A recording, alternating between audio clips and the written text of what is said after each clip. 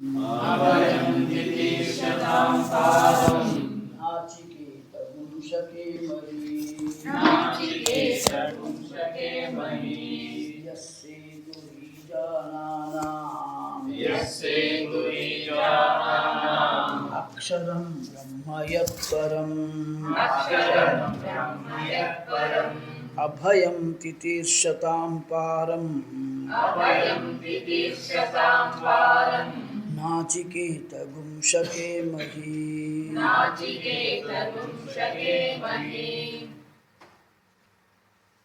यह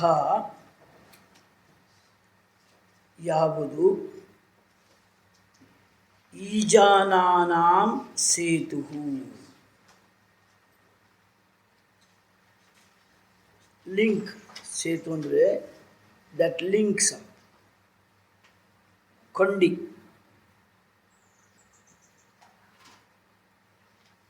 ಈಜಾನಾನ ಈಜುವವರಿಗೆ ಕೊಂಡಿ ಅಂತ ಹೇಳಿಕ್ಕೆ ಹೋಗಬೇಡ್ರಿ. ಇದು ಈಜೋದಲ್ಲ, ಇಜ್ ಧಾತು.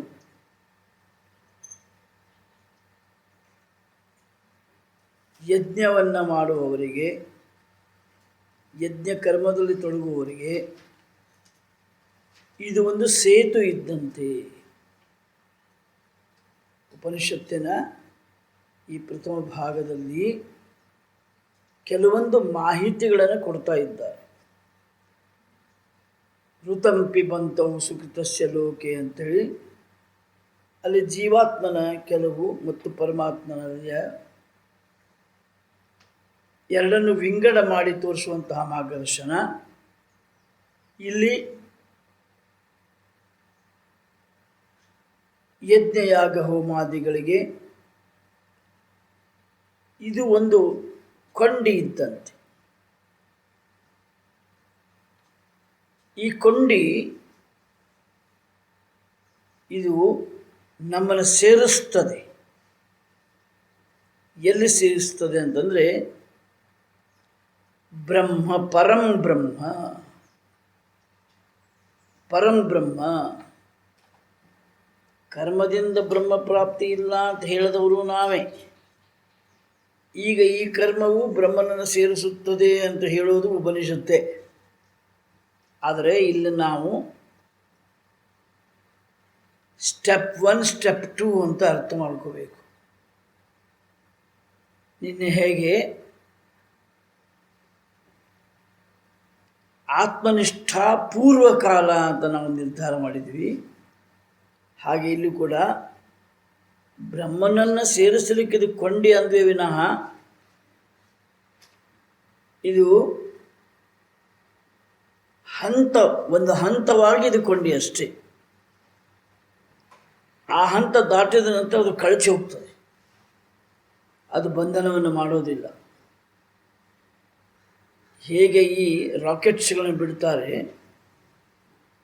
ಅವು ಇಂತಿಷ್ಟು ಮೈಲು ಹೋದ ಮೇಲ್ಗಡೆ ಅವು ಏನಾಗ್ತವೆ, ಒಂದೊಂದು ಭಾಗವನ್ನು ಕಳಚಿಕೊಳ್ತವೆ. ಅದು ಹೊಸ ಬೂಸ್ಟಿಂಗ್ ಸ್ಟಾರ್ಟ್ ಆಗ್ತದೆ. ಅದು ಮತ್ತೆ ಇನ್ನು ಒಂದು 10-20 ಸಾವಿರ mile, 1 lakh mile, 2 lakh mile ಹೋಗ್ತದೆ. ಆಮೇಲೆ ಅದು ತನ್ನ ಕೊಂಡಿಯನ್ನು ಕಳಚಿಕೊಳ್ತದೆ. ಹೀಗೆ ಆ ಗ್ರಹವನ್ನು ಹೋಗಿ ತಲುಪುವ ಪೂರ್ವದಲ್ಲಿ ಎಲ್ಲವನ್ನೂ ಕಳಚಿಕೊಂಡು ಅದು ದಿಗಂತ ಆಕಾಶದಲ್ಲಿ ಸ್ಥಿರವಾಗಿ ಬಿಡುತ್ತದೆ. ಇದು ಅವರ ವೈಜ್ಞಾನಿಕವಾದಂಥ ಒಂದು ಅಚೀವ್ಮೆಂಟ್. ಹಾಗೆ ಇಲ್ಲಿ ಕೂಡ ಈ ಕರ್ಮ ಇದು ನಮಗೊಂದು ಬ್ರಿಡ್ಜ್ ಇದ್ದ ಹಾಗೆ, ಒಂದು ಕೊಂಡಿ ಇದ್ದ ಹಾಗೆ. ಕರ್ಮದಿಂದಲೇ ಮೋಕ್ಷ ಇಲ್ಲ, ಆದರೆ ಕರ್ಮವನ್ನು ಬಿಡಲಿಕ್ಕಾಗೋದಿಲ್ಲ. ಕರ್ಮ ಕರ್ತವ್ಯ. ಇನ್ನು ಅದರೊಳಗೆ ಅವರು ಏನು ಹೇಳಿದ್ದಾರೆ, ಈ ಪ್ರಕಾರವಾದಂಥ ವೈದಿಕ ಕರ್ಮ ತಗೊಂಡಿದ್ದಾರೆ. ಉದಾಹರಣೆಗೆ ವೈದಿಕ ಕರ್ಮ. ಆ ವೈದಿಕ ಕರ್ಮದಲ್ಲಿ ಇದು ಒಂದು ಕೊಂಡಿ ಅಂತ ಕೆಲಸ ಮಾಡ್ತದೆ. ಸೇತು ಈಜಾನಾನಾಂ. ಏನಕ್ಕೆ ಸೇತು? ಅಕ್ಷರಂ ಬ್ರಹ್ಮ ಯತ್ ಪರಂ. ಯತ್ ಪರಂ ಬ್ರಹ್ಮ ಅಕ್ಷರಂ. ಅದಕ್ಕಾಗಿ ಇದು ಕೊಂಡಿ ಇದ್ದಂತೆ. ಯಾರಿಗೆ ಇಂತಹ ಗುರಿಯನ್ನು ತಲುಪಬೇಕಾಗಿದೆಯೋ ತಿತೀರ್ಷತಾಂ, ತಿತೀರ್ಷತಾಂ, ಯಾರು ಈ ಸಂಸಾರ ಎನ್ನುವ ಸ್ಥಾನವನ್ನು ದಾಟಬೇಕು ಅಂತ ತೀವ್ರವಾದ ಇಚ್ಛೆ ಆಗಿದೆಯೋ, ಪಾರಂ, ದಾಟಬೇಕು ಅನ್ನೋ ಶಬ್ದಕ್ಕೆ ಪಾರಂ, ತಿತೀರ್ಷತಾಂ ಪಾರಂ, ಅವರು ಅಭಯಂ, ಬ್ರಹ್ಮನನ್ನು ಹೊಂದುವಂತಹ, ಯಾವ ಬ್ರಹ್ಮನು? ಅಭಯಂ. ಬೇರೆ ಏನನ್ನೇ ಹೊಂದಿದರೂ ಕೂಡ ಭಯ ಇರ್ತದೆ. ಭಯ, ಸ್ವಯಂ ನಾಶದ ಭಯ, ಅನ್ಯ ಏಜೆನ್ಸಿಯವರು ಹೊಡ್ಕೊಂಡು ಹೋಗ್ತಾರೆ ಅನ್ನೋ ಭಯ, ಬೇರೆ ಯಾರಿಗೋ ಪ್ರಾಪ್ತವಾಗ್ತದೆ ಅನ್ನೋಂಥ ಭಯ, ಅಸ್ಥಿರತೆ, ನಿರಾಧಾರತ್ವ, ಇವಷ್ಟು ಅದರೊಳಗೆ ಅಡಗಿರುವಂತಹ ನೆಗೆಟಿವ್ ಸಂಗತಿಗಳು. ಏನು ಮಾಡಬೇಕು ಹಾಗಾದರೆ? ಇಲ್ಲದವನು ಬ್ರಹ್ಮ, ಇದು ಅಂಥವು ಯಾವೂ ಇಲ್ಲ. ಇದರೊಳಗೆ ಕದ್ಕೊಂಡು ಹೋಗೋದಲ್ಲ, ಕೈ ಜಾರಿ ಬೀಳು ತಪ್ಪು ಹೋಗೋದಲ್ಲ, ಒಡೆದು ನಾಶವಾಗಿ ಹೋಗೋದಲ್ಲ, ಇದು ಸದಾ ಇದ್ದಂಥದ್ದು. ಅಭಯಂ ತಿತೀರ್ಷತಾಂ ಪಾರಂ ಅಭಯಂ. ನಾಚಿಕೇತ ಗುಂಶಕೆ ಮಹಿ, ಯಾರು ಈ ಪ್ರಕಾರವಾದ ಯಜ್ಞವನ್ನು ಮಾಡಿದ್ದಾರೋ ಅವರು ಶಕ್ತರಾಗುತ್ತಾರೆ, ಆ ಅಭಯಂ ಪಾರಂ ಬ್ರಹ್ಮನ್ನು ಹೊಂದಲಿಕ್ಕೆ ಯೋಗ್ಯರಾಗುತ್ತಾರೆ. ಇನ್ಫ್ಯಾಕ್ಟ್ ಇಲ್ಲಿ ಸೂಚಕವಾಗಿ ಇಲ್ಲಿ ಹೇಳಿದ್ದಾರೆ ಅಂತ ಅಂದ್ಕೊಂಡ್ರೂ ತೊಂದರೆ ಇಲ್ಲ. ವಾಸ್ತವಿಕವಾಗಿ ವೈದಿಕವಾಗಿ ನಮಗೆ ಕೊಡಲ್ಪಟ್ಟಂತಹ ಯಾವುದೇ ಮಾರ್ಗದರ್ಶನ, ಕರ್ಮದ ಮಾರ್ಗದರ್ಶನ ಇರಲಿ, ಅವಷ್ಟು ನಮಗೆ ಕೊಂಡಿಗಳಾಗ್ತವೆ.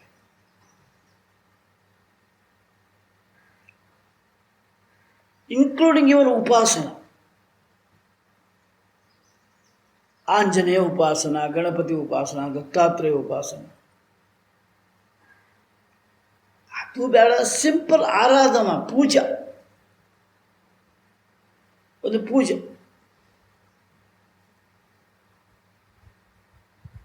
ಇನ್ನು ಅದಕ್ಕಿಂತ ಸಿಂಪಲ್ ಆಗಿ ಹೇಳಬೇಕು ಅಂತಂದರೆ, ಭಗವಂತನ ಹೆಸರಿನಲ್ಲಿ ಮಾಡುವ ಯಾವುದೇ ಕರ್ಮ ಇರಲಿ, ಅವನು ಕಮ್ಮಾರನಾಗಿರಲಿ, ಚಮಗಾರನಾಗಿರಲಿ, ರೈತನಾಗಿರಲಿ, ಅವನು ಕುಂಬಾರನಾಗಿರಲಿ, ಯಾವುದೇ ಕರ್ಮದಲ್ಲಿ ಭಗವಂತನಿಗೆ ಸಮರ್ಪಿಸಿ ಮಾಡಿದ ಯಾವುದೇ ಕರ್ಮವೂ ಕೂಡ ಅದು ಕೊಂಡಿ ಆಗುತ್ತದೆ. ಕೊಂಡಿ ಆಗುತ್ತದೆ ಅನ್ನುವುದನ್ನು ಸ್ವಲ್ಪ ವ್ಯಾಖ್ಯಾನಿಸಬೇಕಾಗ್ತದೆ. ಯಾವ ಥರ ಕೊಂಡಿ ಆಗ್ತದೆ?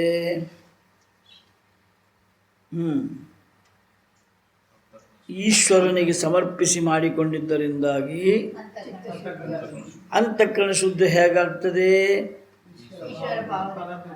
ಅಲ್ಲ, ಅದು ಅಂದಾಜು. ಈಶ್ವರ ಭಾವಕ್ಕೂ ಅಂತಃಕರಣ ಶುದ್ಧಿಗೂ ಏನು ಕನೆಕ್ಷನ್ನು?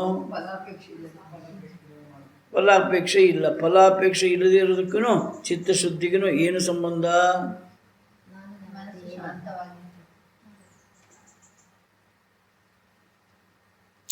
ಎಲ್ಲಿ ಫಲಾಪೇಕ್ಷೆ ಇದೆಯೋ ಅಲ್ಲಿ ನಂದು ಎನ್ನುವ ಭಾವ, ಮೋಹ, ಅಭಿಮಾನ ಮೂಡುವುದರಿಂದಾಗಿ ರಾಗದ್ವೇಷಗಳು ಅಲ್ಲಿ ಶಾಶ್ವತವಾಗಿ ಉಳಿತಾವೆ. ಎಲ್ಲಿ ನಾನು ಇಲ್ಲ, ನಂದು ಇಲ್ಲ, ಎಲ್ಲವೂ ಈಶ್ವರಂದು ಅನ್ನುವಂಥ ಭಾವ ಇದೆಯೋ ಅಲ್ಲಿ ಯಾವ ರಾಗದ್ವೇಷಗಳು ಇಲ್ಲದೇ ಇದ್ದರಿಂದಾಗಿ ಚಿತ್ತಶುದ್ಧಿಗೆ ಕಾರಣವಾಗ್ತದೆ. ಚಿತ್ತಶುದ್ಧಿಗೆ ಕಾರಣವಾಗಿದ್ದರಿಂದಾಗಿ ತನ್ಮೂಲಕವಾಗಿ ಅವನಿಗೆ ಸದ್ಗುರು, ಸದುಪದೇಶ ಪ್ರಾಪ್ತವಾಗ್ತವೆ. ಈ ಪ್ರಕಾರವಾಗಿ ಅವನು ಮುಕ್ತನಾಗ್ತಾನೆ. ಕನೆಕ್ಷನ್. ಆದ್ದರಿಂದ ಇವು ಕೊಂಡಿ. ಆ ಕೊಂಡಿ ನಚಿಕೇತಾಗ್ನಿನೇ ಮಾಡಬೇಕು ಅಂತಲ್ಲ. ಇಲ್ಲಿ ಪ್ರಸಂಗಾವಧಾನವಾಗಿ ಯಮನಿಂದ ಕೊಡಲ್ಪಟ್ಟಂಥ ಉಪದೇಶ ನಾಚಿಕೇತಾಗ್ನಿ ಅಂತ, ಅಲ್ಲಿ ನಚಿಕೇತ ಅಂತ ಶಬ್ದ ಉಪಯೋಗ ಮಾಡಿದ್ದಾರೆ ಅಷ್ಟೇ ವಿನಃ ಅದು ಒಂದೇ ನಿಜವಾದ ಕೊಂಡಿ ಅಂತನಲ್ಲ. ಯಾವುದೇ ಶ್ರೌತ ಸ್ಮಾರ್ಥ ಕರ್ಮಗಳಲ್ಲಿ ಅವು ಕೂಡ ಕೊಂಡಿ ಆಗ್ತವೆ, ಈಶ್ವರ ಭಾವದಿಂದ ಮಾಡಿದ್ದೇ ಆದರೆ. ಎಲ್ಲ ನಿತ್ಯ ಕರ್ಮಗಳು, ನೈಮಿತ್ತಿಕ ಕರ್ಮಗಳು, ಸಂಸ್ಕಾರಯುಕ್ತವಾದ ಕರ್ಮಗಳು, ಇವೆಲ್ಲವೂ ಕೂಡ ಕೊಂಡಿ ಆಗ್ತವೆ. ಎಲ್ಲರೂ ಹೋಗಿ ಹೋಮಕ್ಕೆ ಕೊಡಬೇಕು, ಎಲ್ಲರೂ ಹೋಗಿ ಯಜ್ಞ ಮಾಡಬೇಕು ಅಂತ ಏನಿಲ್ಲ.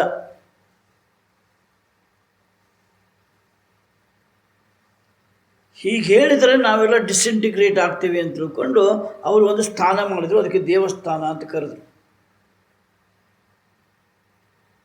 ನಾವು ಹೇಳಿಬಿಟ್ರಲ್ಲ, ಹಿಂಗೆ ಮಾಡಬೇಕು ಹಾಗೆ ಮಾಡಬೇಕು ಅಂತ ನಿಯಮ ಇಲ್ಲ ಬಿಡಿ, ಹಾಗಾದ್ರೆ ಮಾಡಿದ್ರೂ ಬರ್ತದೆ ಮಾಡದೆ ಹೋದರೂ ಬರ್ತದೆ ಅಂತ ತಿಳ್ಕೊಂಡು ಡಿಸ್ಇಂಟಿಗ್ರೇಟ್ ಆಗಿಬಿಡ್ತಾರೆ. ಡಿಸ್ಇಂಟಿಗ್ರೇಟ್ ಆಗಿದ್ದೇ ಆದರೆ ಸಮಾಜ ಅಸ್ತವ್ಯಸ್ತ ಆಗ್ತದೆ, ಸಮಾಜ ಅಸ್ತವ್ಯಸ್ತ ಆದರೆ ರಾಷ್ಟ್ರ ಅಸ್ತವ್ಯಸ್ತ ಆಗ್ತದೆ. ಆದ್ದರಿಂದ ಇದಕ್ಕೆಲ್ಲ ಒಂದು ಕೇಂದ್ರ ಸ್ಥಾನ ಇರಲಿ ಅಂತ ನಮ್ಮ ಹಿರಿಯರು, ಪೂಜ್ಯರು, ತಪಸ್ವಿಗಳು ನಮಗೆ ದೇವಸ್ಥಾನ ಅಂತ ಒಂದು ಸ್ಥಾನವನ್ನು ಕ್ರಿಯೇಟ್ ಮಾಡಿ ಅಲ್ಲಿ ಇಂಥ ಯಜ್ಞ ಮಾಡು, ಇಂಥ ಹೋಮ ಮಾಡು, ಇಂಥ ಪ್ರಾರ್ಥನೆ ಮಾಡು, ಇಂಥ ಪೂಜೆ ಮಾಡು, ಇಂಥ ಅರ್ಚನೆ ಮಾಡು, ಎಟ್ಸೆಟ್ರಾ ಎಟ್ಸೆಟ್ರಾ ಎಟ್ಸೆಟ್ರಾ. ಹೋದರೆ ನಮಗೆ ದೇವಸ್ಥಾನ ಬೇಕಾ? ನಮ್ಮ ಫಿಲಾಸಫಿ ಪ್ರಕಾರ ಭಗವಂತ ದೇವಸ್ಥಾನದಲ್ಲಿ ಇದ್ದಾನೆ ಅಂತೇನಿಲ್ಲ. ನಮ್ಮ ಫಿಲಾಸಫಿ ಪ್ರಕಾರ ಉಳುವ ರೈತನು ಕೂಡ ಭೂಮಿಗೆ ನಮಸ್ಕಾರ ಮಾಡಿ ಉಳುವ. ಯಾರಿಗೆ ನಮಸ್ಕಾರ ಮಾಡ್ತಾನೆ? ಮಣ್ಣಿಗೆನಾ, ಕಲ್ಲಿಗೆನಾ, ಭೂಮಿಗೆನಾ? ಸಾರಿ, ಅವನು ಮಾಡ್ತಾ ಇರೋದು ಭಗವಂತನಿಗೆ. ಭಗವಂತನನ್ನು ಕಲ್ಲಿನಲ್ಲಿಯೂ ನೋಡಿದ ಮಹಾನ್ ತತ್ವಜ್ಞಾನಿಗಳು ನಮ್ಮವರು. ಎಲ್ಲೆಲ್ಲಿಯೂ ಭಗವಂತನನ್ನು ಕಂಡವರು ತತ್ವಜ್ಞಾನಿಗಳು ನಮ್ಮವರು. ಹೀಗೆ ನಮಗೆ ಏನು ಮಾರ್ಗದರ್ಶನ ಕೊಟ್ಟಾರೋ ಅವಷ್ಟು ಕೊಂಡಿಗಳು ಅನಿಸಿಕೊಳ್ಳುತ್ತವೆ. ಸೇತು, ಬ್ರಿಡ್ಜಿಂಗ್.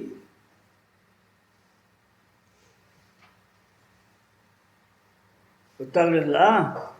ಅಜ್ಞನನ್ನು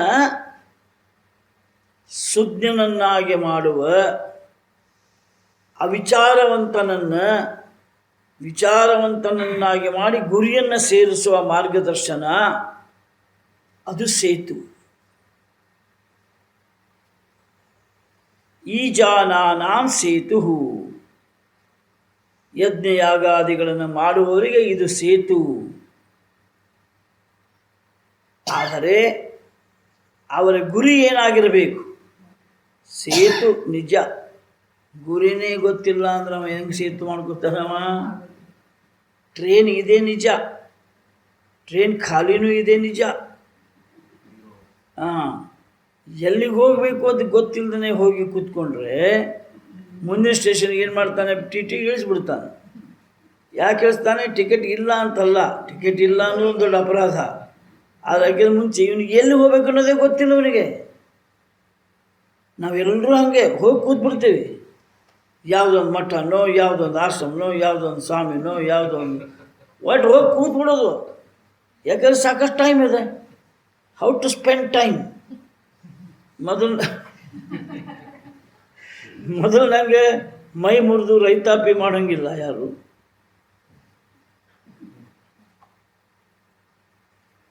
ಪರಿಸರದ ಜೊತೆ ಜೀವನ ಮಾಡಬೇಕ್ರಿ.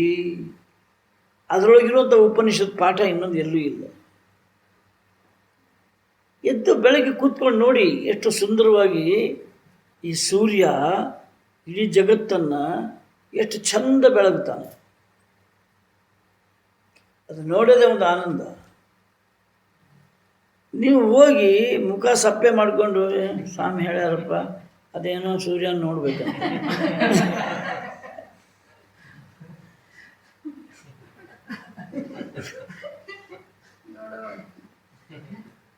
ಜೀವನದೊಳಗೆ ಲವಲವಿಕೆ, ಉತ್ಸಾಹ ಏನಿಲ್ಲ. ಸುಟ್ಟು ಹಪ್ಪಳದ ಮುಖ ಮಾಡ್ಕೊಂಡು ಇವರಿಗೆ ಯಾವ ಉಪನಿಷತ್ತು ಅರ್ಥ ಆಗ್ತದೆ? ಯಾವ ಕರ್ಮಯೋಗ ಅರ್ಥ ಆಗ್ತದೆ? ಆ ನಿತ್ಯ ಕರ್ಮ, ನೈಮಿತ್ತಿಕ ಕರ್ಮ ಅಂತ ಏನು ನಮಗೆ ವಿಹಿತ ಕರ್ಮಗಳನ್ನು ಶಾಸ್ತ್ರಗಳು ಹೇಳಿಕೊಟ್ಟಾವೋ ಅವಷ್ಟು ಕೊಂಡಿಗಳೇ. ಎಲ್ಲವನ್ನೂ ಕೂಡ ಸಂಕಲ್ಪದಲ್ಲಿ ಈಶ್ವರ ಪ್ರೀತ್ಯರ್ಥಂ ಅಂತಲೇ ಮಾಡ್ತಾರೆ. ಮುಂದೆ ಬ್ರಾಕೆಟ್ನಲ್ಲಿ ನಿಮ್ದೆಲ್ಲ ಒಳಗೆ ಹಾಕ್ತಿರೋದು, ಬ್ರಾಕೆಟ್ನ ಹಾಕ್ತಿರೋ ಒಳಗೆ. ನನ್ನ ಮಗನ ನಕ್ಷತ್ರ ಹೆಂಗೆ, ನಮ್ಮ ಸೊಸೆಯ ನಕ್ಷತ್ರ ಹೆಂಗೆ, ನಮ್ಮ ಮಕ್ಕಳ ನಕ್ಷತ್ರ ಹೆಂಗೆ, ಅವನ್ನೆಲ್ಲ ಒಳಗೆ ಸೇರಿಸಿ ಬಾಯಿಂದ ಈಶ್ವರ ಪ್ರೀತ್ಯರ್ಥ.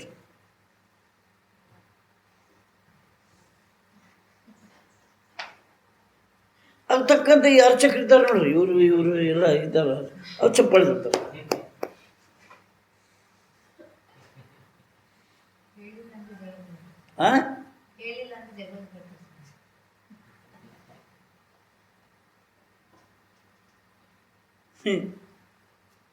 ಇವಷ್ಟು ಕೊಂಡಿಗಳು, ಇವನ್ ನಿತ್ಯ ಕರ್ಮ, ನೈಮಿತ್ಯ ಕರ್ಮ. ಮತ್ತು ನಾವು ಈಗ ಸೆಕ್ಯುಲರ್ ಮನೋಸ್ಥಿತಿಯಲ್ಲಿ ಇದ್ದರಿಂದಾಗಿ ಇದನ್ನು ಹೇಳಬೇಕು. ಕಮ್ಮಾರಿಕೆ, ಕುಂಬಾರಿಕೆ, ಚಮಗಾರಿಕೆ ಇವು ಕೂಡ ಈಶ್ವರ ಭಾವದಿಂದ ಮಾಡಿದ್ದಾದರೆ ಕೊಂಡಿಗಳು. ಇನ್ನೂ ಚಂದ ಹೇಳಬೇಕು ಅಂತಂದರೆ ಕಸ ಗುಡಿಸೋರು, ಮುಸುರೆ ತಿಕ್ಕೋರು, ಇವಷ್ಟು ಕರ್ಮಗಳು ಕೊಂಡಿ ಅನಿಸ್ಕೋತವೆ, ಪ್ರೊವೈಡೆಡ್. ಏನದು? ಈಶ್ವರ ಭಾವದಿಂದ ಮಾಡಬೇಕು. ಕಾಯಕವೇ ಕೈಲಾಸ. ಯಾರು ಈ ಪ್ರಕಾರವಾಗಿ ಈ ನಾಚಿಕೇತಾಗ್ನಿಯನ್ನು ಅನುಸರಿಸ್ತಾ ಇದ್ದಾರೋ ಅವರು ಅಭಯವಾದ ಪರಂಬ್ರಹ್ಮನನ್ನು ತಿಳಿಯಲಿಕ್ಕೆ ಶಕ್ತರಾಗುತ್ತಾರೆ. ತಿರೀನಾಗಿ ಹೇಳ್ತಾನೆ ಯಮ. ಏನೋ ಹ್ಯಾಂಕಿ ಪ್ಯಾಂಕಿ ನಾನ್ ಕ್ಲಾರಿಟಿ ಒಳಗೆ ಹೇಳೋದಿಲ್ಲ, ಸ್ವಚ್ಛವಾದ ಶಬ್ದಗಳಿಂದ.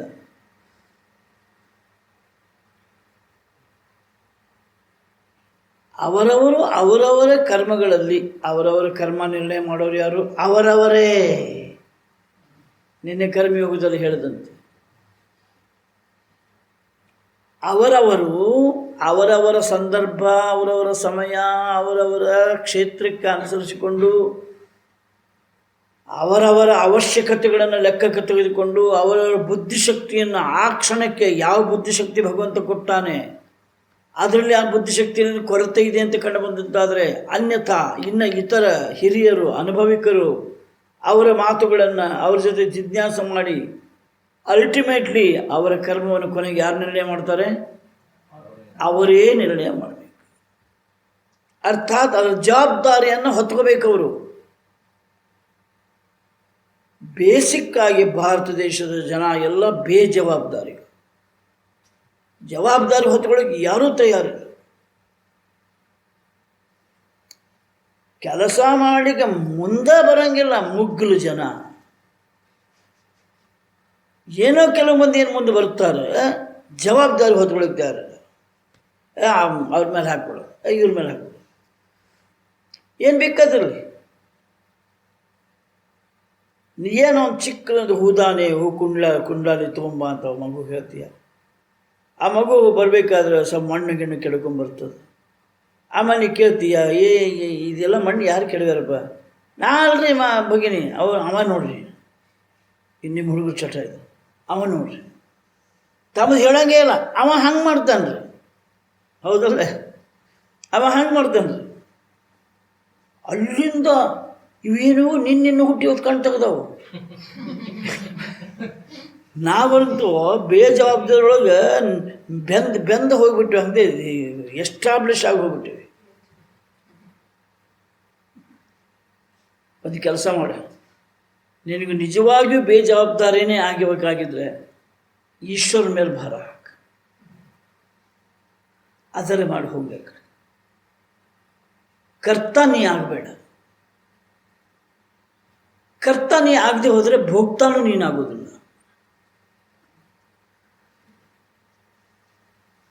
ಏನು ಸ್ವಾಮೀಜಿ, ಒಂದು ಕಡೆ ಅಂತೀರಿ ಜವಾಬ್ದಾರಿ ವಹಿಸ್ಕೋಬೇಕು ಅಂತೇಳಿ, ಇನ್ನೊಂದು ಕಡೆ ಅಂತೀರಿ ಕರ್ತ ನೀನಾಗಬಾರ್ದು ಅಂತ. Yes, what I say I stick on to that. ಏನು ನಾ ಹೇಳಿದ್ದೀನೋ ಅದನ್ನು ನಾನು ಇವತ್ತಿಗೂ ಒಪ್ಕೋತೀನಿ. ಯಾಕೆ? ಜವಾಬ್ದಾರಿಯನ್ನು ತೆಗೆದುಕೊಳ್ಳುವುದು ಇದರ ಅರ್ಥ. ಅದ್ರ ಬಗ್ಗೆ ಕರ್ತ ಆಗಬೇಕು ಅಂತ ನಿಯಮ ಇಲ್ಲ. ಇವರು ಬ್ಯಾಗ್ ಇಡ್ತಾರೆ ಬಸ್ ಸ್ಟ್ಯಾಂಡೊಳಗೆ, ಹೇಳ್ತಾರೆ ನಾನು ಸ್ವಲ್ಪ ಹೋಗಿ ನ್ಯೂಸ್ ಪೇಪರ್ ತೊಗೊಂಬರ್ತೀನಿ, ಈ ಸ್ವಲ್ಪ ಬ್ಯಾಗ್ ನೋಡ್ಕೊಳ್ರಿ, ಬಸ್ ಬರ್ಬೋದು ಅಂತ ಹೇಳಿ ಹೋಗ್ತಾರೆ. ಈ ಜವಾಬ್ದಾರಿ ಒಪ್ಕೊಂಡ್ರು ಇಲ್ಲೋ? ಆಯಿತು ಹೋಗಿ ಬನ್ನಿ ಅಂತ ಹೇಳ್ತಿರೋ ಇಲ್ಲ ಅವ್ರಿಗೆ? ಅವ್ರು ಹೋಗಿ ಒಂದು 5 ನಿಮಿಷ ಲೇಟ್ ಆಯ್ತು, ಬರಲಿಲ್ಲ. ಈಗ 5 ನಿಮಿಷ ಆಯಿತು, 10 ನಿಮಿಷ ಆಯಿತು, ಸ್ವಲ್ಪ ಸಹಾಯ ಮಾಡೋಣ ಅಂತ ಬ್ಯಾಗು ಕೂಡ ಹೊತ್ತು ನೋಡ್ತೀರಿ, ಭಾರಿ ಭಾರ ಇರ್ತದೆ. ಅವಾಗೇನು ಮಾಡ್ತೀರಿ? ನಿಮ್ಮ ಪ್ರಯತ್ನ ಮುಗೀತಿ, ಇನ್ನೇನು ಮಾಡ್ತೀರಿ? ನಿಮ್ಮ ಪಾಡಿನ ಬಸ್ ಹತ್ತಿದ್ರಿ, ಕೂತ್ಕೊಳ್ತೀರಿ. ಅವನು ಬರ್ತಾನೆ ನನಗೆ ಸಂಬಂಧ ಇಲ್ಲ, ಬರಲಿಲ್ಲ ನನಗೆ ಸಂಬಂಧ ಇಲ್ಲ, ಅದು ಬ್ಯಾಗ್ ಅವನಿಗೆ ಸೇರ್ತದೆ ನನಗೆ ಸಂಬಂಧ ಇಲ್ಲ. ಯಾಕೆ? ಅದರ ಕರ್ತ ನಾನು. ನನ್ನ ಕ್ಷೇತ್ರದ ಪರಿಮಿತಿಯವರೆಗೂ ನನ್ನ ಜವಾಬ್ದಾರಿ. ನನ್ನ ಕ್ಷೇತ್ರದ ಪರಿಮಿತಿ ಮುಗಿದ ನಂತರ ಅದು ನನ್ನ ಜವಾಬ್ದಾರಿ ಆಗೋದಿಲ್ಲ. ಅದರ ಅರ್ಥೇನು? What best I can do, I have done it. ಪ್ರತಿಯೊಂದರೊಳಗೆ ಈ ತೃಪ್ತ ಭಾವ ಬರಬೇಕು. What best I could do, ನಾ ಏನು ಉತ್ತಮವಾಗಿ ಮಾಡಿ ಸಾಧ್ಯ ಅದನ್ನು ನಾನು ಮಾಡಿದ್ದೀನಿ. ಭಗವಂತ ನನಗೆ ಎಷ್ಟು ಬುದ್ಧಿಶಕ್ತಿ ಕೊಟ್ಟಾನೆ, ನನಗೆಷ್ಟು ಭಾವನೆಗಳನ್ನು ಕೊಟ್ಟಾನೆ, ಅದು ತಕ್ಕಂತೆ ನಾನು ಮಾಡಿದ್ದೀನಿ ಅನ್ನುವ ಈ ಭಾವದಿಂದ ನೀವು ಯಾವ ಕರ್ಮವನ್ನೇ ಮಾಡಿದರೂ ಕೂಡ ಆ ಕರ್ಮವು ಏನಾಗ್ತದೆ? ಅದಕ್ಕೆ ಕೊಂಡಿ ಅನಿಸ್ಕೊಳ್ತದೆ. ನಿಮಿತ್ತವಾಗಿ ನಾಚಿಕೇತ ಅಂತ ಅಗ್ನಿ ಹೆಸರನ್ನು ಉಪಯೋಗ ಮಾಡಿದರು. ಅರ್ಥ ಆಯ್ತಲ್ಲ? ನಿಮಿತ್ತವಾಗಿ, ಅದು ಲಕ್ಷಣ ಶಬ್ದ. ಅದು ಎಲ್ಲ ಕರ್ಮಗಳನ್ನು ಲಕ್ಷಣ ಮಾತ್ರವಾಗಿ ಹೇಳಿದ್ದಾರೆ. ನಾಚಿಕೇತ. ಭಾಷ್ಯ ನೋಡೋಣ. 86. ಯಹ ಸೇತುರಿವ ಸೇತು ಈಜಾನಾನಾಂ ಯಜಮಾನಾನಾಂ ಕರ್ಮಿಣಾಂ ದುಃಖ ಸಂತರಣಾರ್ಥತ್ವಾತ್ ನಾಚಿಕೇತಂ ನಾಚಿಕೇತೋ ಅಗ್ನಿಃ ತಂ ವಯಂ ಜ್ಞಾತುಂ ಚೇತುಂ ಶಕೇಮಹಿ ಶಕ್ನುವಂತಃ.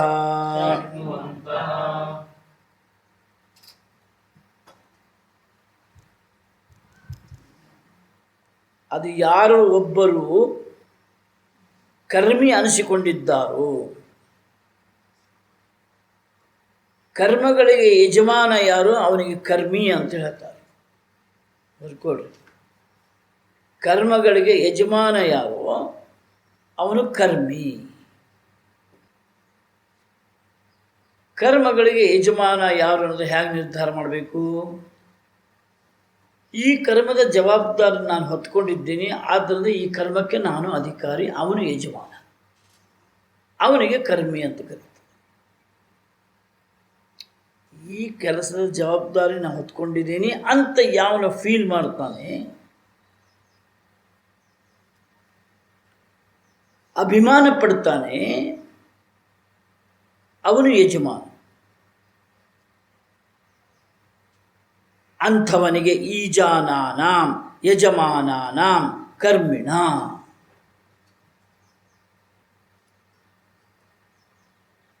ಈಜ ಧಾತು ಯಜ್ಞ ಅಂತ ತೋರಿಸ್ತದೆ, ಯಜ್ಞ ಕರ್ಮ ಅಂತ ತೋರಿಸ್ತದೆ. ಈಜ ಧಾತು ಯಜ್ಞ ಅಂತ ತಕ್ಷಣವೇ ಅದರ ಜೊತೆನೇ ಯಜ್ಞ ಯಜಮಾನ ಅಂತ ಬರ್ತದೆ.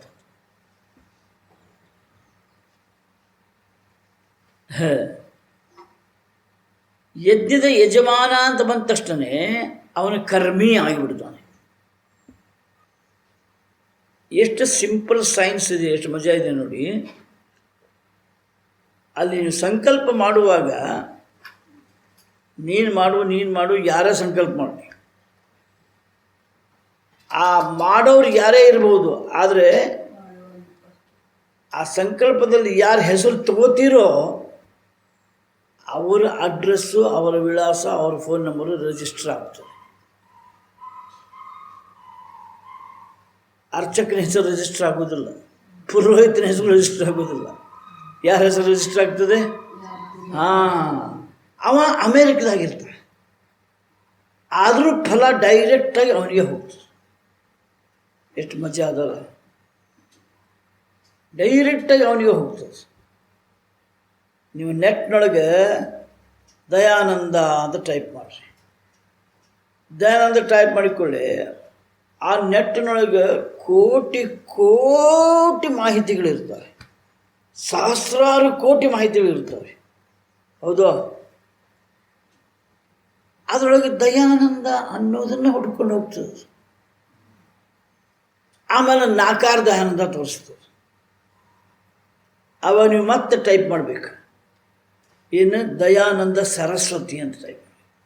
ಅದು ಮತ್ತೆ 3 ದಯಾನಂದ ಸರಸ್ವತಿ ತೋರಿಸ್ತದೆ. ಒಬ್ಬರು ಆಗಲೇ ಶಾಂತ ಆಗಿಬಿಟ್ಟಾರೆ, ಒಬ್ಬರು ಇನ್ನೂ ಹೆಂಗಿದ್ದಾರೆ, ಅವು ಫೋಟೋನೂ ಬರ್ತಾವೆ. ಅವಾಗ ಏನು ನೋಡೋದು ನೀವೀಗ ಆರ್ಷವಿದ್ಯಾ ಅಂತ ಟೈಪ್, ದಯಾನಂದ ಸರಸ್ವತಿ ಆರ್ಷವಿದ್ಯಾ ಅನ್ಬೇಕು. ಆವಾಗ ಅವು ಎಲ್ಲ ಡಿಲೀಟ್ ಆಗ್ತಾವೆ. ಯಾವುದು ಉಳಿತದೆ? ದಯಾನಂದ ಸರಸ್ವತಿ ಆರ್ಷವಿದ್ಯಾ.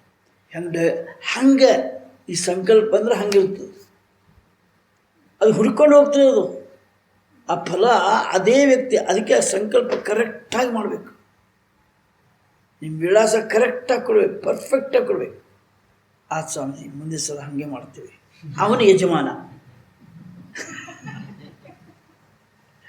ಮುಂದಿನ ಸಲ ನಾವು ಮಾಡ್ತೀವಿ ಅಂತ ಹೇಳಿದ್ನಲ್ಲ, ಅವನು ಯಜಮಾನ. ಇಲ್ಲದೆ ಹೋದರೆ ಸಂಕಲ್ಪಕ್ಕೆ ಹೇಳಿ, ಇದರ ಫಲ ಏನೇ ಇರಲಿ ಅದು ಸಮಾಜಕ್ಕೆ ಸಲ್ಲಲಿ ಅಂತ ಹೇಳ್ತಾರೆ. ಅದಕ್ಕೆ ಅವ್ರು ಎಂತಾರೆ ನೋಡ್ರಿ, ಲೋಕ ಲೋಕ ಕಲ್ಯಾಣ ಅಂತ ಹೇಳ್ಬಿಡ್ತಾರೆ ಅವರು. ಎಂಥ ದೊಡ್ಡ ಹೋಮ ಹವನ ಯಜ್ಞ ಎಲ್ಲ ಮಾಡಿರ್ತಾರೆ, ಅಲ್ಲೂ ಯಜಮಾನನ್ನು ಕೂಡಿಸಿರ್ತಾರೆ ನೆಪಕ್ಕೆ, ಪುಣ್ಯವಾಚನ ಕೂಡಿಸಿರ್ತಾರೆ ಒಬ್ಬರು ನೆಪಕ್ಕೆ. ಆ ವಿಧಿಗಳನ್ನ ಮಾಡಬೇಕಲ್ವೋ, ಅದಕ್ಕೆ ಕೂಡಿಸಿರ್ತಾರೆ. ಅವನ ಹೆಸರು ಹೇಳೋದಿಲ್ಲ. ಈಗ ಅವನು ಲೋಕ ಕಲ್ಯಾಣ ಕೂತಿರ್ತಾನೆ. You should be very careful. So ಇದೇನು ವಿಳಾಸ ಇದೆ ಅದನ್ನು ನಾವು ಮೊದಲೇ ನಮ್ಮಲ್ಲಿ ಅದನ್ನು ಉಪನಯನ ಆದ ತಕ್ಷಣವೇ ಅದನ್ನು ಅವರು ರೂಢಿ ಹಾಕ್ಕೊಟ್ಬಿಡ್ತಾರೆ. ಉಪನಯನ ಆದ ದಿವಸದಿಂದ ರೂಢಿ ಹಾಕ್ಕೊಟ್ಬಿಡ್ತಾರೆ. ಸರಿ, ಅವನು ಯಜಮಾನ ಆಯ್ತಲ್ಲ, ಒಂದು ಕೆಲಸ. ಈಗ ಅವನು ಯಜಮಾನ. ಅವನು ಯಾಕಪ್ಪ ಈ ಹೋಮಕ್ಕೆ ಕೊಂಡಿ ಹುಡುಕ್ತಾ ಇದ್ದಾನೆ? ದುಃಖ ಸಂತರಣಾರ್ಥತ್ವಾದ.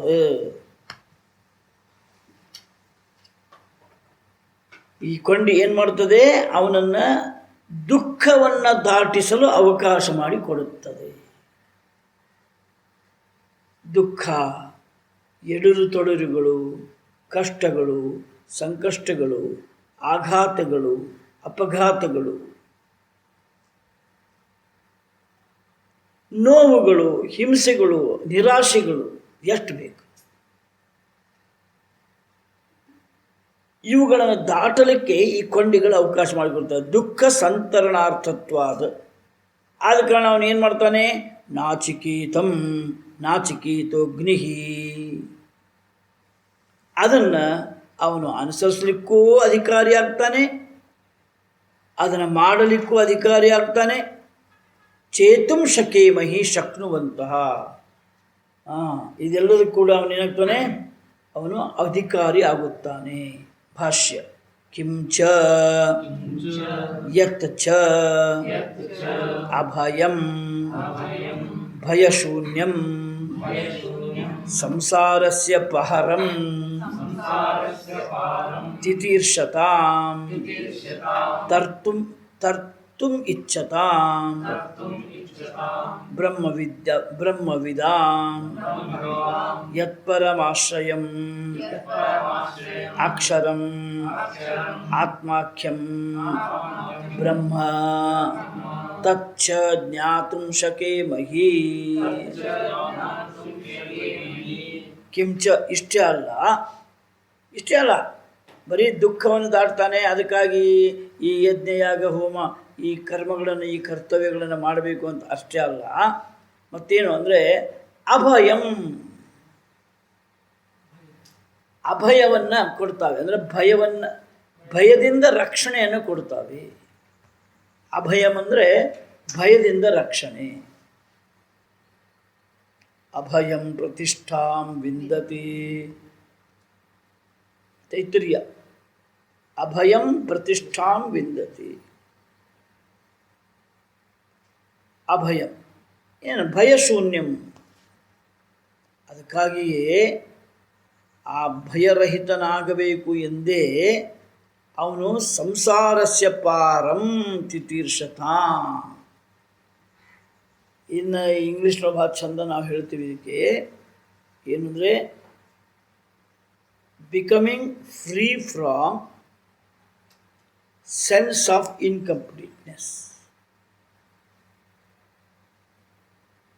Free from sense of incompleteness.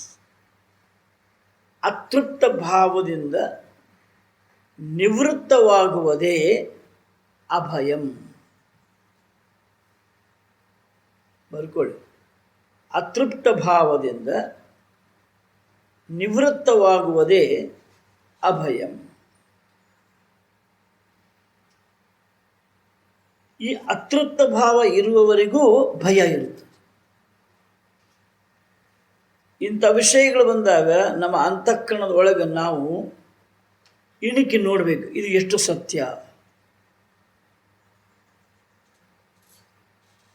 ಮನುಷ್ಯ ಯಾಕೆ ಭಯಗ್ರಸ್ತನಾಗ್ತಾನೆ? ಭಯಕ್ಕೆ ಕಾರಣ ಏನಿದೆ ಅವನಿಗೆ?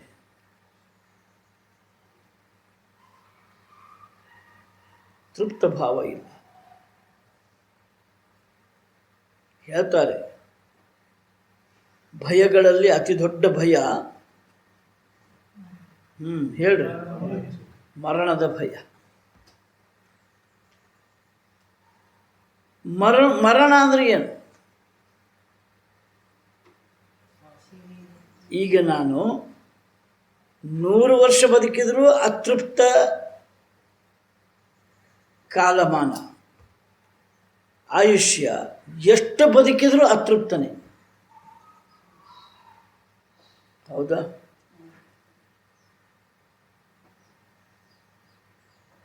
ಸಾವು ಇದು ನನಗೆ ಮತ್ತೆ ಮತ್ತೆ ಅತೃಪ್ತ ಭಾವವನ್ನು ನೆನಪಿಸಿಕೊಡ್ತು.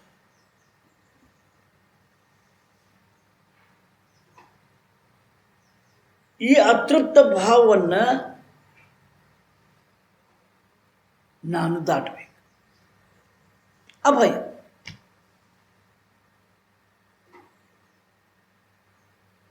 ಆಯುಷ್ಯದ ಅತೃಪ್ತ ಭಾವ, ಸುಖದ ಅತೃಪ್ತ ಭಾವ,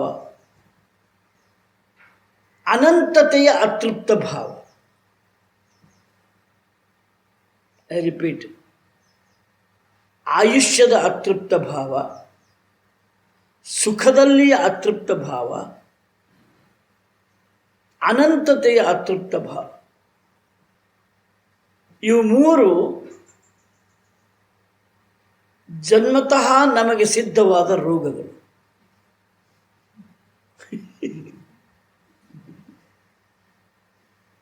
ನಮ್ಮ ಹೆಸರಿನಲ್ಲಿ ಈ ರೋಗಗಳು ರಿಜಿಸ್ಟರ್ ಆಗಿಬಿಟ್ಟವು.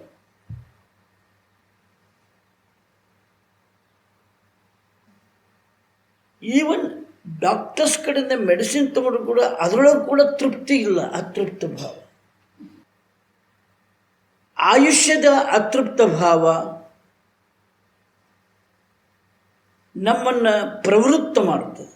ಇದರೊಳಗೆ ನಾ ಇನ್ನೂ ಉಳಿಬೇಕು, ಮೆಡಿಸಿನ್ ತೊಗೊಂಡಾದರೂ ಉಳಿಬೇಕು, ಆಪ್ರೇಷನ್ ಮಾಡಿಸ್ಕೊಂಡಾದರೂ ಉಳಿಬೇಕು, ನಾ ಉಳಿಬೇಕು, ನನಗೆ ಕಾಟ ಬೇಡ, ನಾ ಉಳಿಬೇಕು. ಇದನ್ನು ಪ್ರವೃತ್ತ ಮಾಡುತ್ತದೆ. ಯಾವುದು ಪ್ರವೃತ್ತ ಮಾಡುತ್ತದೆ? ನಮ್ಮ ಆಯುಷ್ಯದ ಬಗ್ಗಿರುವ ಅತೃಪ್ತ ಭಾವ.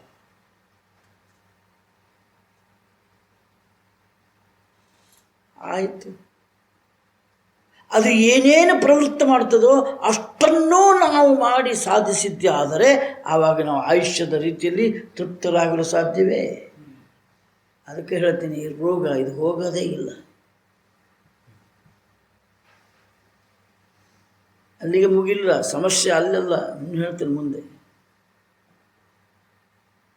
ಯಾವ ಪ್ರಯತ್ನವನ್ನು ಮಾಡಿದರೂ, ಎಲ್ಲ ಪ್ರಯತ್ನವನ್ನು ಮಾಡೋಣಂತೆ, ಯಾವ ಪ್ರಯತ್ನ ಮಾಡಿದರೂ ಆಯುಷ್ಯದ ಅತೃಪ್ತ ಭಾವ ಹೋಗೋದಿಲ್ಲ.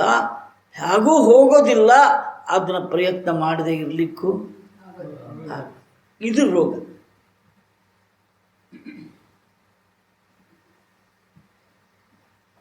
ಆ ಎಳೆ ಹುಡುಕಿ ತೆಗೀರೋದನ್ನ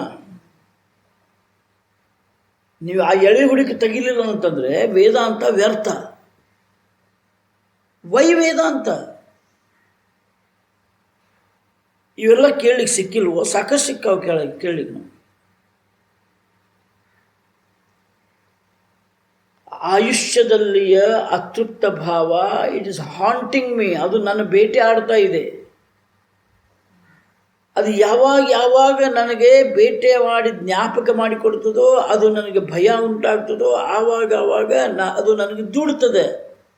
ಈ ಭಯ ಹೋಗಬೇಕಾದ್ರೆ ನೀನು ಈ ಪ್ರಕಾರವಾಗಿ ಪ್ರಯತ್ನ ಮಾಡು, ಈ ಭಯ ಹೋಗಬೇಕಾದ್ರೆ ನೀನು ಸೆಕ್ಯೂರಿಟಿ ಇಡು, ಈ ಭಯ ಹೋಗಬೇಕಾದ್ರೆ ನೀನು ಗನ್ ಮ್ಯಾನ್ ಇಟ್ಕೋ, ಈ ಭಯ ಹೋಗಬೇಕಾದ್ರೆ RSS ನಾಯಿ ಇಟ್ಕೋ, ಈ ಭಯ ಹಿಂಗೆ ಅದು ಏನು ಮಾಡ್ತದೆ? ನಮ್ಮನ್ನು ದೂಡ್ತದಲ್ಲೋ, ನಮ್ಮನ್ನು ಪ್ರವೃತ್ತವನ್ನಾಗಿ ಮಾಡ್ತದಲ್ಲೋ. ಯಾವುದನ್ನು ಪ್ರವೃತ್ತವನ್ನಾಗಿ ಮಾಡ್ತದೆ? ನಮ್ಮಲ್ಲಿರುವಂತಹ, ನಮ್ಮ ಜೊತೆಗಿರುವಂತಹ ಅತೃಪ್ತ ಭಾವ. ಇಷ್ಟೆಲ್ಲ ಪ್ರಯತ್ನ ಮಾಡಿದ ನಂತರವೂ ಆ ಅತೃಪ್ತ ಭಾವ ಇನ್ನೂ ಹಾಗೆ ಇದೆಯೋ? ಹಾಗೆ ಇದೆ.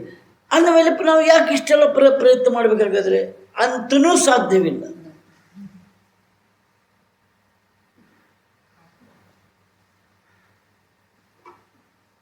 Only Dayananda can teach you this. ಬೇರೆ ಯಾವ ಸ್ವಾಮೀಜಿ ಬಾಯಿಂದಲೂ ನಾನು ಈ ವ್ಯಾಖ್ಯಾನದ ಸರಳತೆಯನ್ನು ನಾನು ಕಂಡಿಲ್ಲ.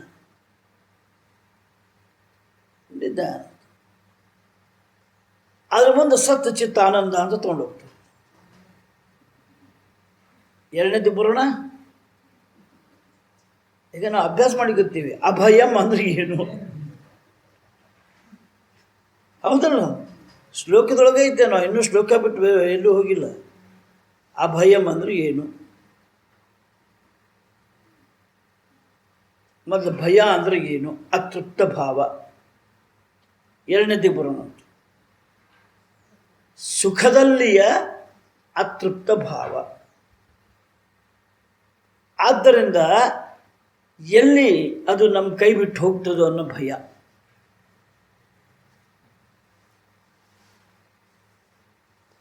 ಬಂಧು ಮಿತ್ರಾದಿಗಳ ಸುಖ ಇರಬಹುದು, ಐಶ್ವರ್ಯ ಸಂಪತ್ತಿನ ಸುಖ ಇರಬಹುದು, ಎಲ್ಲ ಕೈ ಬಿಟ್ಟು ಹೋಗ್ತಾವೋ.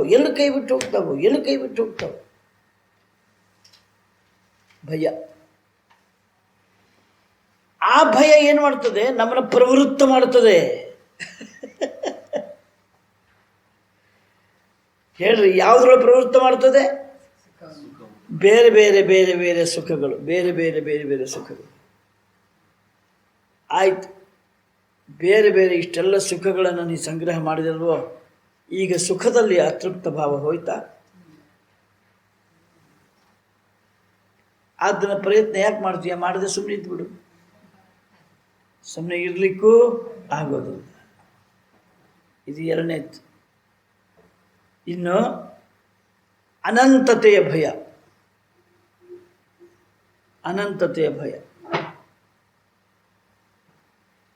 ಅನಂತತೆಯಲ್ಲಿ ಅತೃಪ್ತ ಭಾವ. ಮನುಷ್ಯ ಯಾವಾಗಲೂ ಅನಂತನಾಗಬೇಕು ಅನ್ನುವುದೇ ಅವನ ಪ್ರಯತ್ನದ ಹಿಂದಿರುವ ಉದ್ದೇಶ. ಜ್ಞಾನದಲ್ಲಿ ಅನಂತನಾಗಬೇಕು, ಭೋಗಾದಿ ಐಶ್ವರ್ಯಗಳನ್ನು ಸಂಗ್ರಹ ಮಾಡುವುದರಲ್ಲಿ ಅನಂತತೆ ಇರಬೇಕು,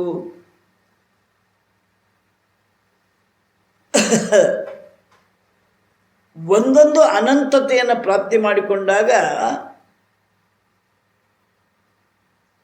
ಇನ್ನೊಂದರಲ್ಲಿಯ ಅಂತವನ್ನು ಅವನು ಗುರುತಿಸಿ ಶುರು ಮಾಡ್ತಾನೆ.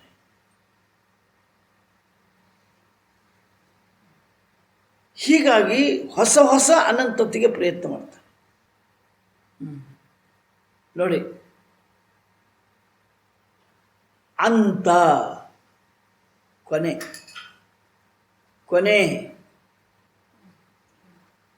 ಅಂದರೆ ನಾಶನಾಗಲಿಕ್ಕೆ ನನಗಿಷ್ಟ ಇಲ್ಲ. ಎಲ್ಲ ವಸ್ತುಗಳು ನಾಶವಾಗ್ತವೆ, ಯಾಕೆಂದರೆ ಅವುಗಳಿಗೆ ಅಂತ ಇದೆ. ಹಾಗೆ ನಾನು ನಾಶವಾಗಿಬಿಟ್ರೆ ಆಯ್ತಲ್ಲ, ನನಗಿಷ್ಟ ಇಲ್ಲ. ನಿನಗೇನಾಗಬೇಕಾಗಿದೆ? ನಾನು ಉಳಿಬೇಕಾಗಿದೆ. ನಾನು ಉಳಿಬೇಕು, ಇದು ಅನಂತತೆ. ನಾನು ಉಳಿಬೇಕು, ಇದು ಅನಂತತೆ. ಹೇಗೆ ಕೇಳ್ರಿ, ಎಷ್ಟು ವರ್ಷ ಉಳಿಬೇಕಾಗಿದೆಪ್ಪ? ಎಷ್ಟು ವರ್ಷ ಉಳಿಬೇಕಾಗಿದೆ ಹೇಳು? 100 ವರ್ಷ, 500 ವರ್ಷ? ಅವ ಹೇಳ್ತಾನೆ, ದೇಹ, ಮನಸ್ಸು, ಬುದ್ಧಿಗಳು ರೋಗ ರುಜಿನಗಳಿಂದ ಮುಕ್ತವಾಗಿ ಎಲ್ಲಿ ತನಕ ಇರ್ಲಿಕ್ಕೆ ಸಾಧ್ಯವೋ ಅಷ್ಟು ನಾ ಇರೋನ. ದೇಹ ಮುಪ್ಪಾಗಬಾರ್ದು, ಮನಸ್ಸು ಬುದ್ಧಿಗಳು ಚೆನ್ನಾಗಿ ಕೆಲಸ ಮಾಡ್ತಿರ್ಬೇಕು. ಈಗ ಹೇಳು, ಎಷ್ಟು ವರ್ಷ ಬದುಕ್ತಿ ಹೇಳು? ದೇಹ ರೋಗಿಲ್ಲ, ಯಾವ ರೋಗನೂ ಇಲ್ಲ. ಹಾಗಾದರೆ ಅನಂತತೆಯಲ್ಲಿ ಅತೃಪ್ತ ಭಾವ ಇದ್ದರಿಂದಾಗಿ ನನಗೆ ಅದು ಅನೇಕ ಪ್ರಯತ್ನಗಳನ್ನು ಮಾಡಲಿಕ್ಕೆ ಅವಕಾಶ ಮಾಡಿಕೊಡ್ತದೆ. ಈ ಪ್ರಕಾರವಾದ ಇವು 3 ರೋಗಗಳು ನಮ್ಮ ಜೊತೆಗೆ, ನಮ್ಮ ಹುಟ್ಟಿನ ಜೊತೆಗೆ ನಮಗೆ ಅಂಟ್ಕೊಂಡಿವೆ. ಬಿಡ್ತೇವೆ ಅಂದರೆ ಬಿಡಲಿಕ್ಕೂ ಆಗೋದಿಲ್ಲ, ಅವು ಇಟ್ಕೊಂಡು ಸುಮ್ಮನೆ ಕೂಡಲಿಕ್ಕೂ ಆಗೋದಿಲ್ಲ. ಆಯುಷ್ಯದಲ್ಲಿ ಅತೃಪ್ತ ಭಾವ ಪರಿಹಾರ ಸದಾ ಇರಬೇಕು. ಸದಾ ಇರಬೇಕು ಅನ್ನೋದಕ್ಕೆ ಸಂಸ್ಕೃತದ ಶಬ್ದ ಸತ್.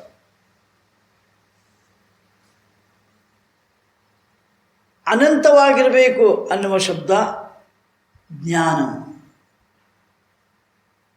ಸುಖದಲ್ಲಿ ತೃಪ್ತ ಭಾವದಿಂದಿರಬೇಕು ಅನ್ನುವ ಶಬ್ದ ಆನಂದ.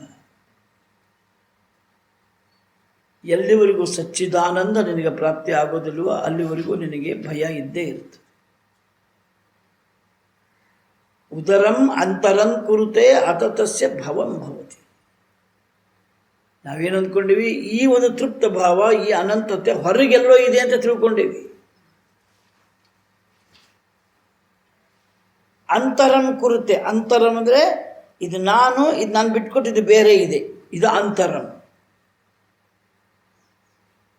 ಉತ್ ಅಂದರೆ ಕಿಂಚಿತ್ತಾದರೂ, ಅರಂ ಸ್ವಲ್ಪ ಆದರೂ.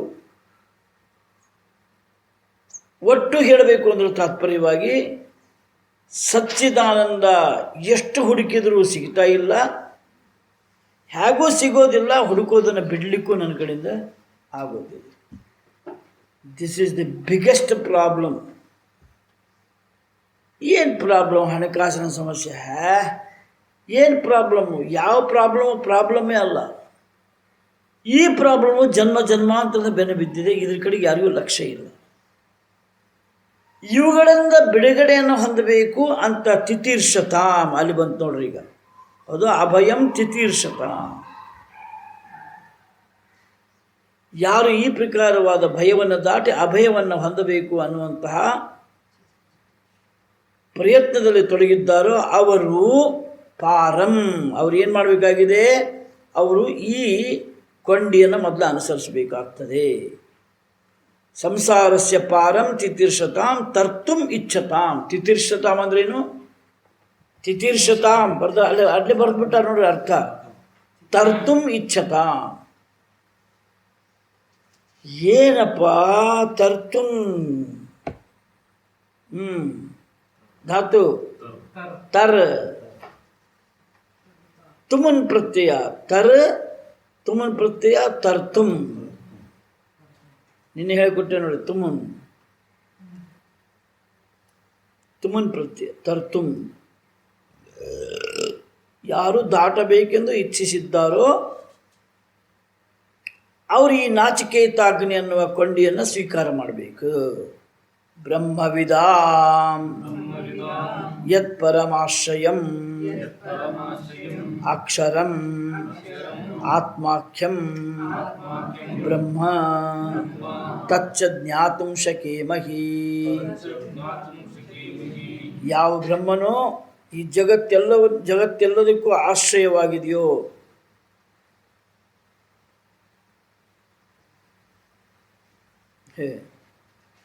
ಆಶ್ರಯ ಶಬ್ದ ಇದು ಪುಲ್ಲಿಂಗ ಶಬ್ದ. ಅದನ್ನು ಇಲ್ಲಿ ನಪುಂಸಕದಲ್ಲಿ ಉಪಯೋಗ ಮಾಡಿದ್ದಾರೆ. ಯತ್ಪರಂ ಆಶ್ರಯಂ ಅಂತ ಹಾಕಿದ್ದಾರೆ. ಯಾಕೆ ಹಾಕಿದ್ದಾರೆ ಗೊತ್ತಿಲ್ಲ. ಆಶ್ರಯ, ಆಶ್ರಯೌ, ಆಶ್ರಯಾ ಪುಲ್ಲಿಂಗ ಶಬ್ದ. ಆದರೆ ಅವರು ಏನು ಹಾಕಿದ್ದಾರೆ? ನಪುಂಸಕಲಿಂಗದಲ್ಲಿ ಹಾಕಿದ್ದಾರೆ. ಇಲ್ಲಿ ಪಂಡಿತರಿಗೆ ಬಿಟ್ಟರು ಅಂತದನ್ನು ಜಿಜ್ಞಾಸೆ ಮಾಡಲಿಕ್ಕೆ. ಆದರೆ ನಮಗೆ ಅರ್ಥ ಸಿಕ್ಕರೆ ಸಾಕು. ಬ್ರಹ್ಮವಿದಾಂ ಯತ್ಪರಂ ಆಶ್ರಯಂ.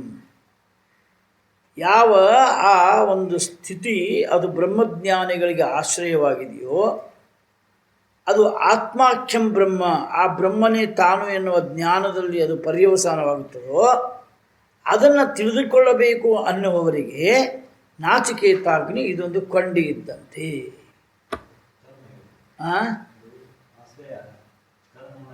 ಹಾಂ,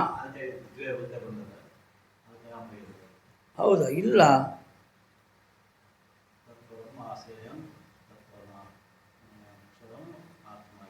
ಅಕ್ಷರಂ ಇದೆ, ಒಪ್ತೀನಿ. ಆಶ್ರಯ ಪರಂ ಆಶ್ರಯ ಆಗಬೇಕಾಗಿತ್ತದು. ಏಕೆಂದರೆ ಆಶ್ರಯ ಇದು ಪುಲ್ಲಿಂಗ ಶಬ್ದ.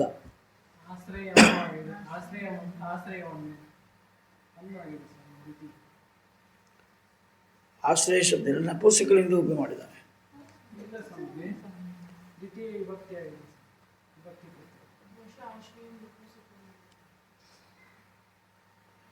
ವಿದ್ಯಾಭಕ್ತಿ ಆಗ್ತದೆ.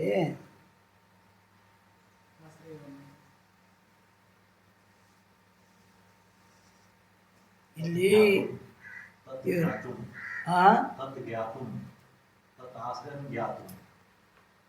That's right. ಅಲ್ಲ, ಅದು ನನಗೆ ಅರ್ಥ ಆಯ್ತದ. ಇಲ್ಲಿ ಏನು ಮಾಡಿದ್ದಾರೆ ಅಂದರೆ ಇಲ್ಲಿ ಫುಟ್ ನೋಟ್ ಬರ್ತಾರೆ. ಫುಟ್ ನೋಟ್ ಏನದು ಬರ್ತಾರೆ? ಆಶ್ರಯ ಶಬ್ದವು ಪುಲ್ಲಿಂಗವಾದರೂ ಆಚಾರ್ಯರು ಇಲ್ಲಿ ನಪುಂಸಕಲಿಂಗದಲ್ಲಿ ಏಕೆ ಉಪಯೋಗಿಸಿದ್ದಾರೆ ಎಂಬುದು ತಿಳಿಯುವಂತಿಲ್ಲ. ತಿಳ್ಕೊಳ್ಳಿಕ್ಕೆ ಭಾರಿ ಸುಲಭ ಅದು ದ್ವಿತೀಯ ಭಕ್ತಿ.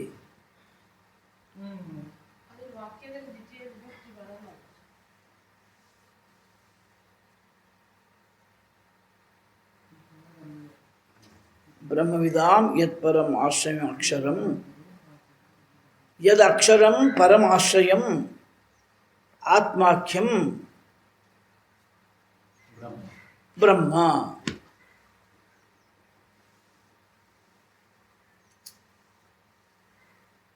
ಅಕ್ಷರಂ ಆತ್ಮಾಖ್ಯಂ ಬ್ರಹ್ಮ ತಚ್ಚ ಜ್ಞಾತುಂ ಶಕೀಮಹಿ.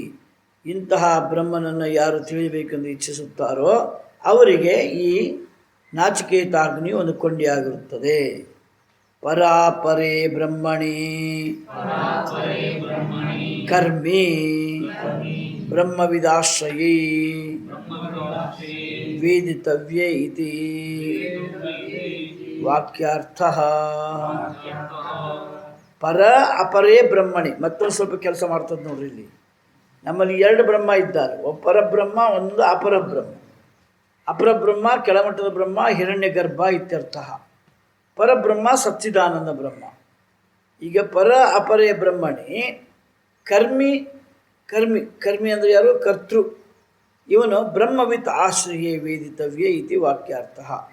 ಇವನ ಕರ್ಮದಲ್ಲಿ ಅಂತ್ಯ ಯಾವಾಗ ಆಗ್ತದೆ ಅಂದರೆ ಬ್ರಹ್ಮನನ್ನು ಹೊಂದಿದಾಗ ಮಾತ್ರ ಅಂತ್ಯವಾಗ್ತದೆ. ಅಲ್ಲಿವರೆಗೆ ಇವನು ಕರ್ಮವನ್ನು ಹೊಂದಿರುತ್ತಾನೆ. ತಯೋಃ ಏವ ಹಿ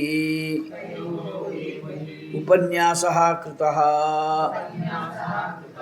ಋತಂ ಪಿಬಂತೌ. ಅಲ್ಲಿಯವರೆಗೂ ಅರ್ಥವಾಗಲಿಕ್ಕಾಗಿ ನಾವು ಈ ಋತಂ ಪಿಬಂತೌ ಅನ್ನೋ ಶಬ್ದದಿಂದ ಪ್ರವೇಶ ಮಾಡಿ ಇಲ್ಲಿವರೆಗೂ ಉಪನ್ಯಾಸವನ್ನು ಮಾಡಲಾಗಿದೆ. ಋತಂ ಪಿಬಂತೌ ಅನ್ನುವ ಶಬ್ದಗಳ ಮೂಲಕವಾಗಿ ನಾವು ಪ್ರವೇಶ ಮಾಡಿದ್ದೀವಿ. ಇಲ್ಲಿವರೆಗೂ ಉಪನ್ಯಾಸವನ್ನು ಮಾಡಿದ್ದೀವಿ. ಎಲ್ಲವೂ ಕೂಡ ಇದು ಆ ಬ್ರಹ್ಮಜ್ಞಾನವನ್ನು ಹೊಂದಲಿಕ್ಕೆ ಕೊಂಡಿಗಳಷ್ಟೇ. ತತ್ರ ಯಹ ಉಪಾಧಿಕೃತಃ ಸಂಸಾರಿ ವಿದ್ಯಾ ಅವಿದ್ಯಯೋಃ ಅಧಿಕೃತಃ ಮೋಕ್ಷಗಮನಾಯ ಸಂಸಾರಗಮನಾಯ ಚ ತಸ್ಯ ತತ್ ಉಭಯಗಮನ ಸಾಧನಃ ರಥಃ ಕಲ್ಪ್ಯತೆ. ಇನ್ನು ಮುಂದೆ ಒಂದು ರಥದ ಕಲ್ಪನೆಯನ್ನು ಕೊಡ್ತಾ ಇದ್ದಾರೆ. ಆ ರಥದ ಕಲ್ಪನೆಯ ಮೂಲಕವಾಗಿ ನಾವು ಇಬ್ಬರೂ ಒಂದೇ ರಥದಲ್ಲಿ ಕೂತಿರ್ತೀವಿ. ಒಬ್ಬನು ಅಪರಬ್ರಹ್ಮದ ಕಡೆಗೆ ಹೋಗ್ತಾನೆ, ಒಬ್ಬನು ಪರಬ್ರಹ್ಮದ ಕಡೆಗೆ ಹೋಗ್ತಾನೆ, ಒಬ್ಬನು ಮೇಲ್ಮಟ್ಟದ ಬ್ರಹ್ಮ, ಒಬ್ಬನು ಕೆಳಮಟ್ಟದ ಬ್ರಹ್ಮ. ಹೇಗೆ ಸಾಧ್ಯ ಅನ್ನುವುದನ್ನು ರಥದ ಕಲ್ಪನೆಯ ಮೂಲಕವಾಗಿ ತಿಳಿಸಿ ಹೇಳ್ತಾರೆ. ಅದನ್ನು ನಾವು ನೋಡೋಣಂತ ನಾಳೆ. ಆತ್ಮಾನಗುಂ ರತಿನಂ ವಿದ್ಧಿ ಶರೀರಗುಂ ರಥಮೇವತು ಬುದ್ಧಿಂ ತು ಸಾರಥಿಂ ವಿದ್ಧಿ ಮನಃ ಪ್ರಗ್ರಹಮೇವ ಚ. ಆತ್ಮಾನಗುಂ ರಥಿನಂ ವಿದ್ಧಿ ಶರೀರಗುಂ ರಥಮೇವತು ಬುದ್ಧಿಂ ತು ಸಾರಥಿಂ ವಿದ್ಧಿ ಮನಃ ಪ್ರಗ್ರಹಮೇವ ಚ. ಇಂದ್ರಿಯಾಣಿ ಹಯಾರ್ನಾಹುಃ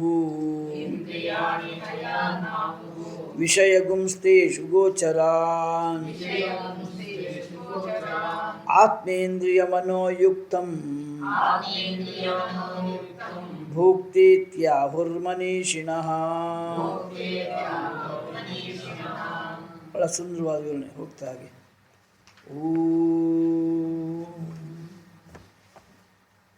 ಓಂ ಶಾಂತಿ ಶಾಂತಿ ಶಾಂತಿ. ಹರಿ ಓಂ ಶ್ರೀ ಗುರುಭ್ಯೋ ನಮಃ. ಹರಿ ಓಂ. जय श्री सद्गुरुनाथ महाराज जी की।